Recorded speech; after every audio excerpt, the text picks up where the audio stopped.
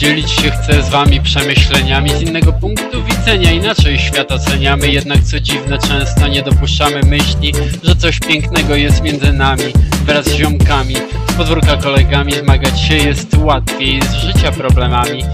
Pewne jest to przecież, mój przyjacielu, samemu wolniej dotrzesz niż z grupą do celu tak wielu. Tak różnie trafia w ciemną, mroczną próżnię i z pomocną dłonią bywa w życiu różnie. Warto więc w potrzebie podać komuś rękę, bo kto wie czy jutro sam bez niej nie klękniesz. To jest jak śmierć w życiu ziom gwarantowane, jednak to nie przeznaczenie, nie jest ci pisane. Sam określ reguły i sam wybierz tory, bo to kolej twego życia, a dni to wagony. Tak pociąg pędzi szybko, nie czeka na ciebie, taranując wszystko. Uważnie wybieraj, w którą jedziesz stronę i nie musisz jechać w nim sam, z grupą raźniej w drogę, więc ogarnij wszystko i nie czekaj na nic. Nie ma na co czekać, nie należy zwlekać, wprost przed siebie pędź, by dosięgnąć nieba.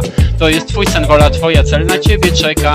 Sam wyciągaj wnioski, interpretuj wizję, jaki świat twój taki ty sam, to jest oczywiste. Bywa lepiej częściej, wiedzie ci się gorzej. Ty się nie łamij, bądź silny, tak jak dębu korzeń. Bądź tylko gotowy, by złapać tę chwilę, by osiągnąć czego pragniesz, nie zostawaj w tyle. Jeśli będziesz się ociągał, zwlekał ślamazarzu, szybko przez palce przecieknie, o czym żeś tak marzył. Często w życiu masz tylko jeden moment, by osiągnąć o czym śnisz, bum, wszystko stracone.